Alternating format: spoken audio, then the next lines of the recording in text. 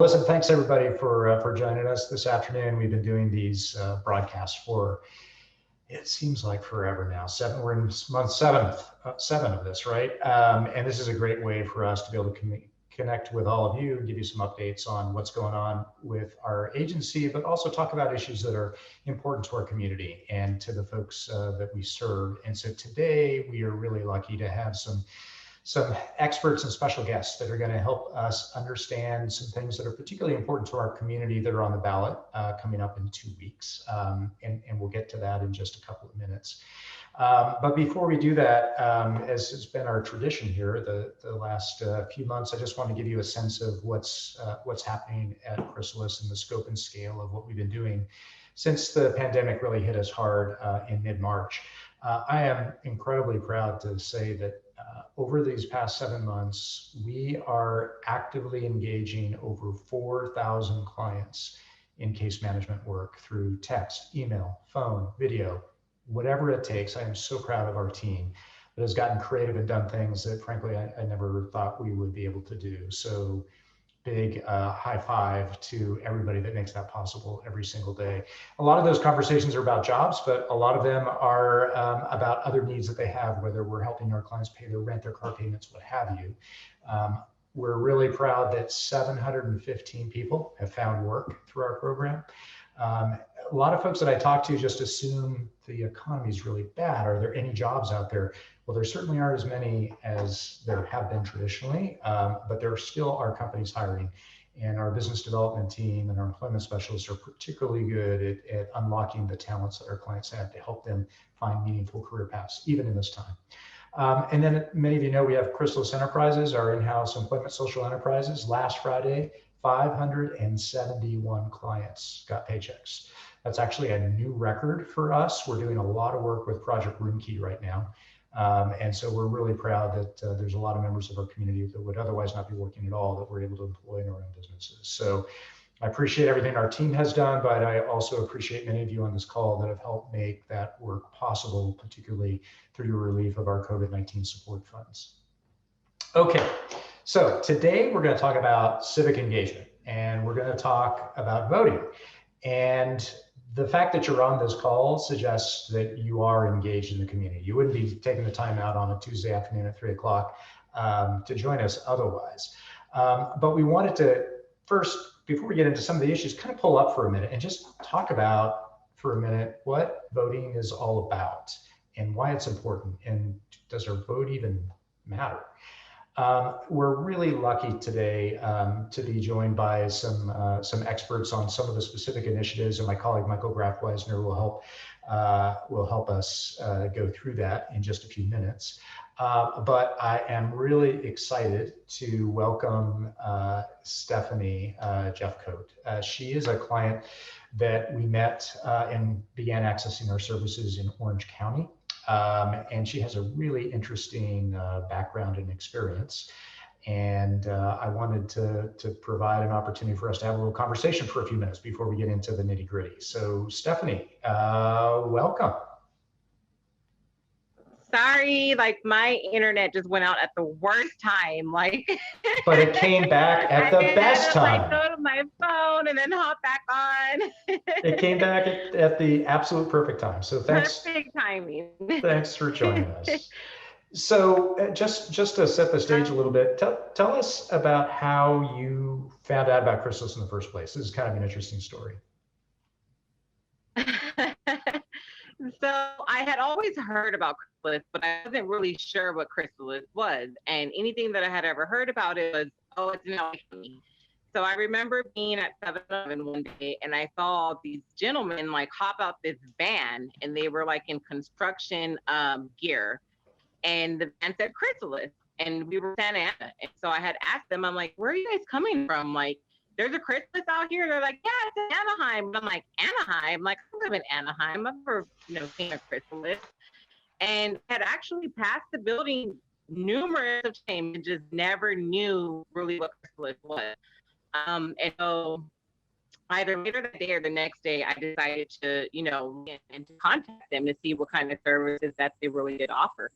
At the time, I actually was employed, but I had heard that they could help me, like, with my resume and any type of work attire that I might need. And so I went and I signed up.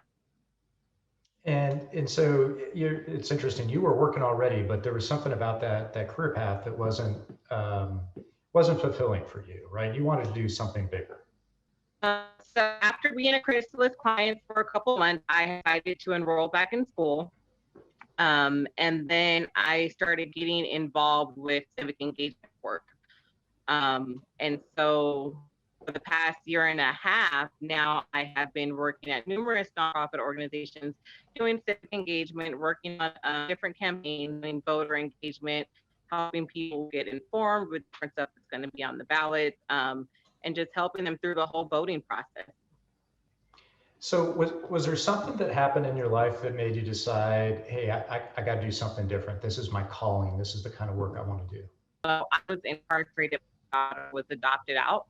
And because of that is what made me, that's what ignited that fire in me to want to do something different in my life.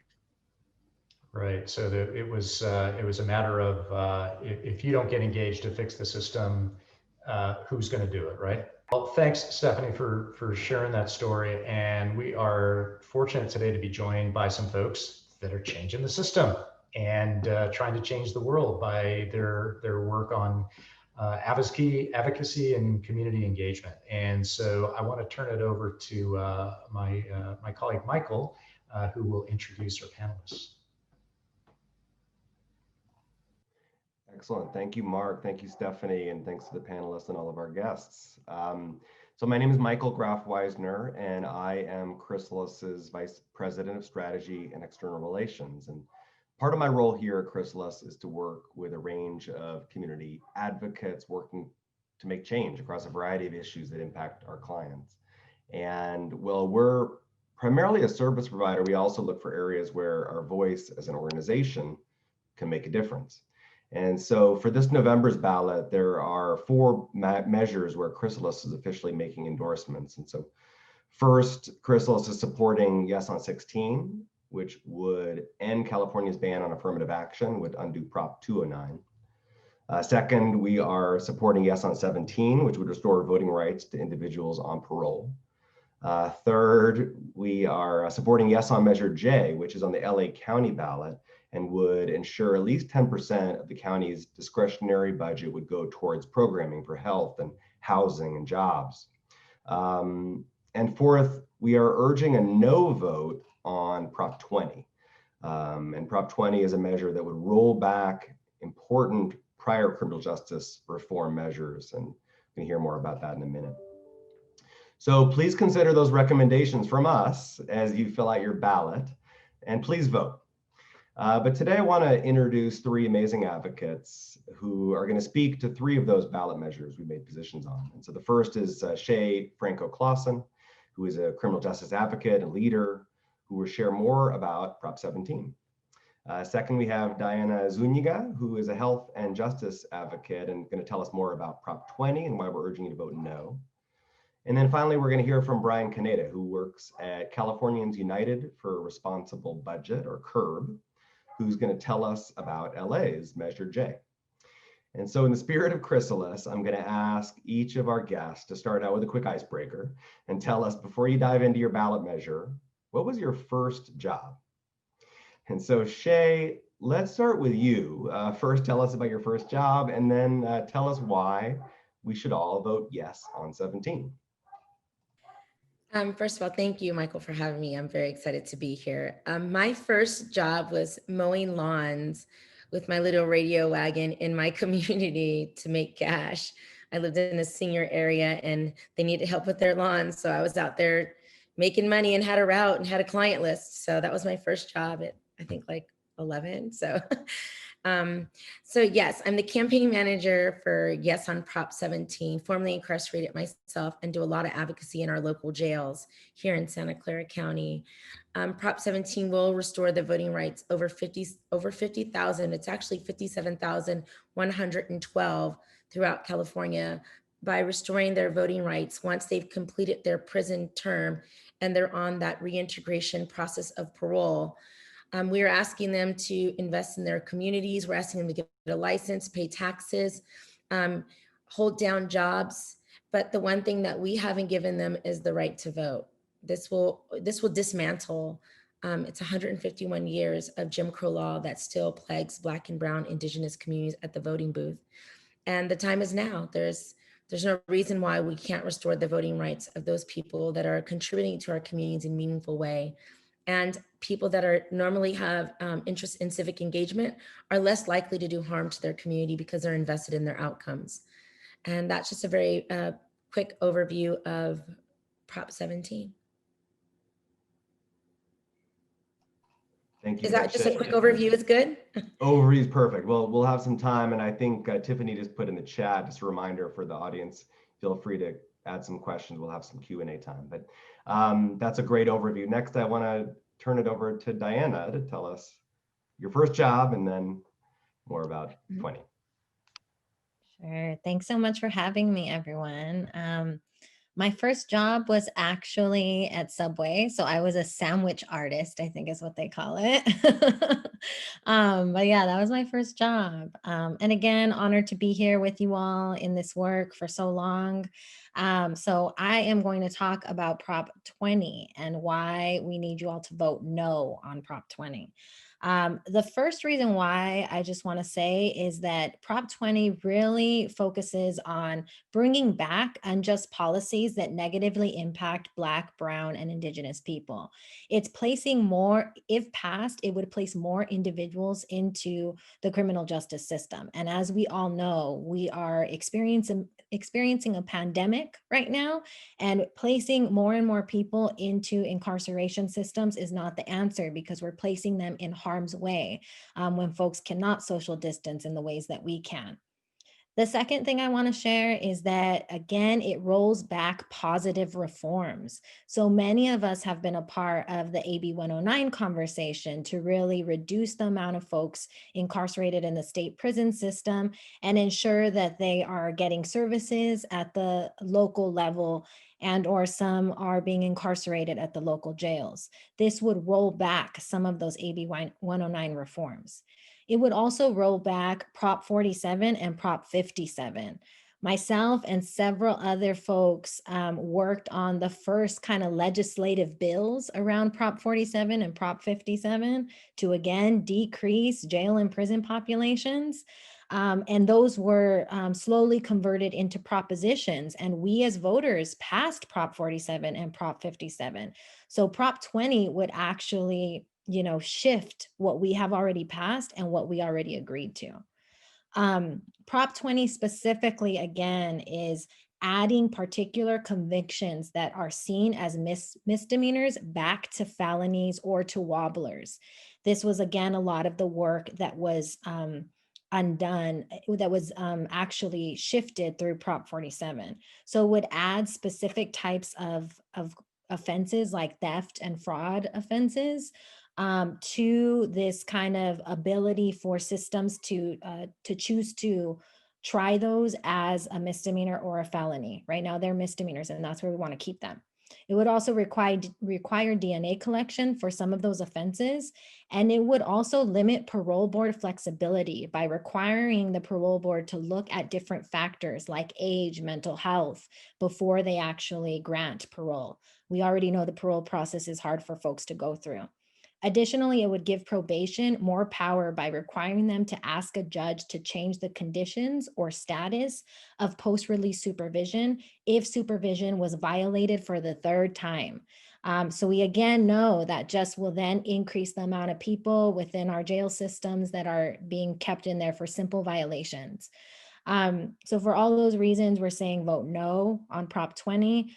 We really do need to commit to the reforms and the work that we have been doing for so long. So thank you. Thank you, Diana. And so now let's turn to Brian and turn to the LA County level and talk about Measure J.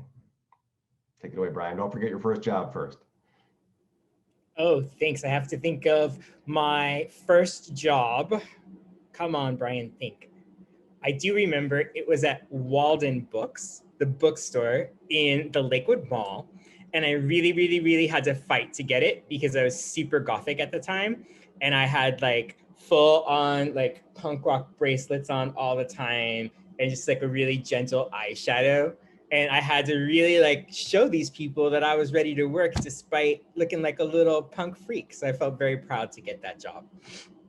And I feel really proud to be here. Thank you for inviting us, Michael and Mark, and I'm so honored to meet Shay, and especially honored to follow my friend and colleague, Diana, who served as the statewide coordinator for my organization, CURB, for a very long time. And I'm here to talk to folks about Reimagine LA, or Yes on J.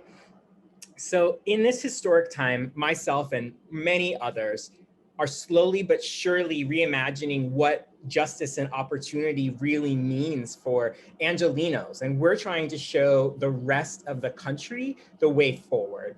Last year alone, our collective work has led to the successful passage of Measure R. Over 72% of people voted for Measure R in LA County, which created a new structure for accountability and investment where none previously existed. We've secured the repeal of a plan to build a $3+ billion county jail and replace it with a plan to prioritize care and wellness. And this is something we had to push the county for. And through that push, we were able to create the Alternatives to Incarceration Initiative, which allowed us to build an alternative system of care that's separate and apart from the systems that represent a long legacy of racism and oppression. These examples are a reminder of the progress we can make together when we dream big and work hard.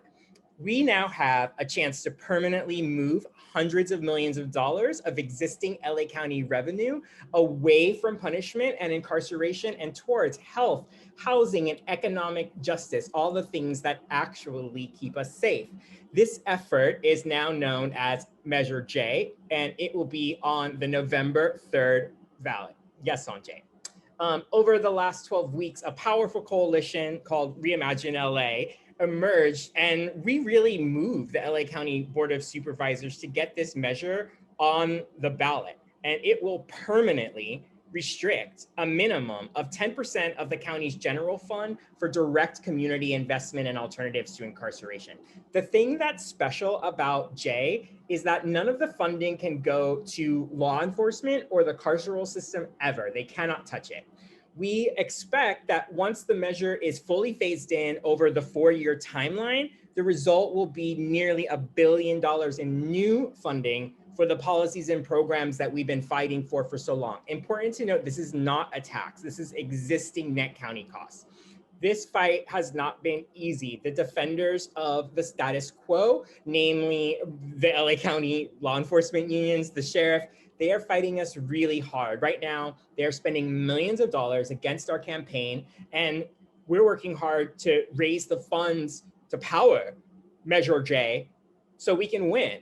We're here to get the word out. We're in the home stretch to reimagine LA and creating this funding stream for alternatives to incarceration and options for housing and jobs, things that will lay the foundation for a new system of care in LA County.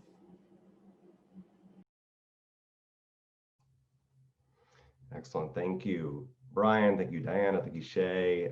So I want to invite back Mark and Stephanie as well, and Tiffany. We're going to have just some question and answer time for the rest of the broadcast this afternoon.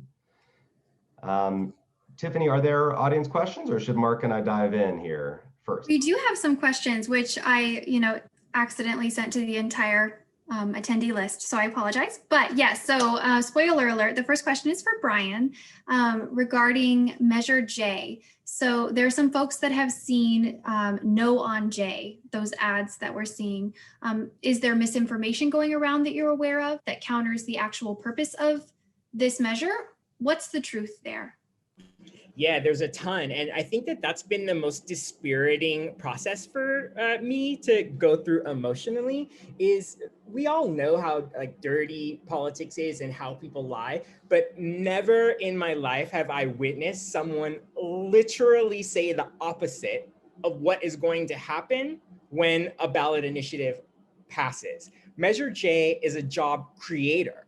We already have many labor unions endorsing Measure J. We're working to create care villages. We're working to create new community care centers. We want to work to create new re-entry services. We're talking about construction jobs, electrician jobs. This is designed to invest in the most marginalized communities in LA County. And all of those communities need people to come and help build up the infrastructure necessary for this project to be successful. So yeah, that's the thing that like gets me most, is the thing they're always talking about, like how it's a job killer or something.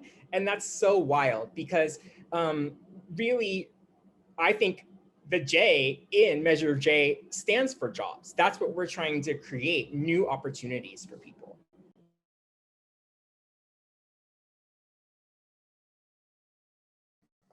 Thank you so much, Brian.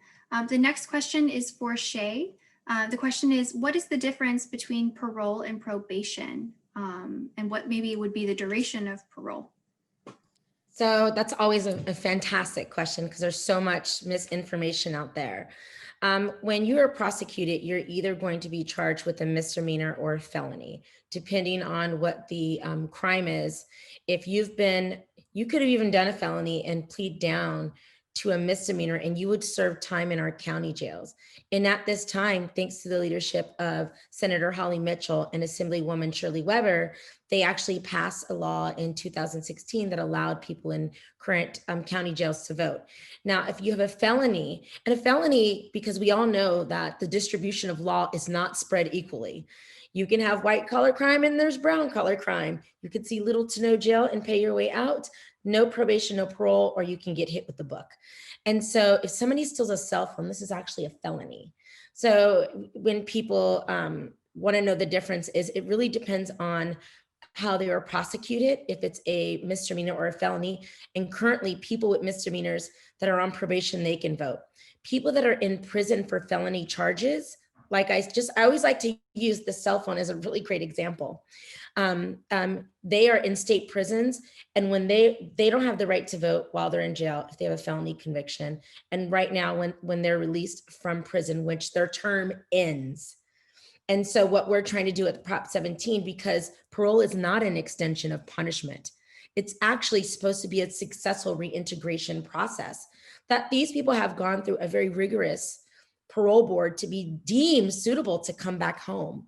And that's the difference. And so we're fighting right now to roll back that 151-year-old, disenfranchisement law to give them the right to vote while they return and reintegrate and to be successful is what we hope in their communities. Thank you so much, Shay. We have about 4 more minutes. We have a couple more questions. The next question is there a difference between, and maybe this one is for Michael Graf Weisner, is there a difference between when we list something as a proposition or a measure? We've seen a little bit of both. Yeah, and I think we've, as we've introduced Measure J, I know we might have audience from outside of LA County, but I think the state measures are typically referred to as propositions. So you have Prop 16, 17, 20, and then if you notice here in LA County, it was Measure J that was put on the ballot as a measure. I couldn't tell you why, but that's just how they name them. That's all good. That's all good. So what you need to know is how to vote. Exactly. That's the most important thing. And so in our final 3 minutes that we do have, of course, check out the chat with all the links for our future broadcast, but we do have one final question that our CEO is going to direct.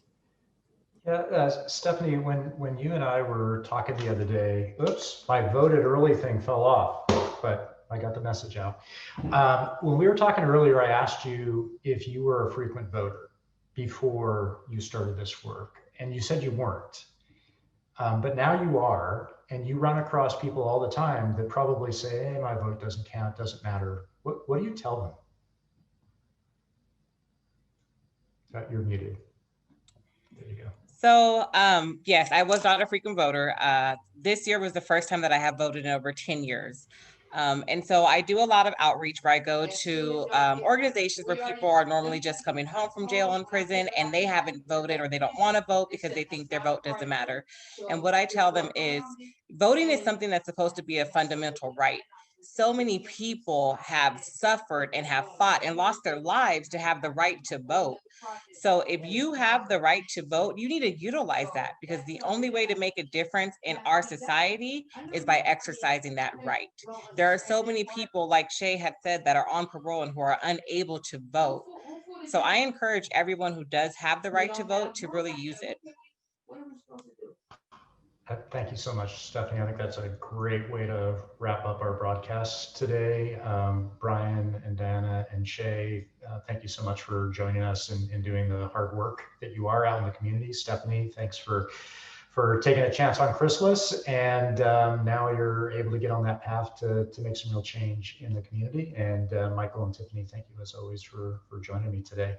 Get out and vote, everybody. And we look forward to seeing you at our next broadcast on November 17th.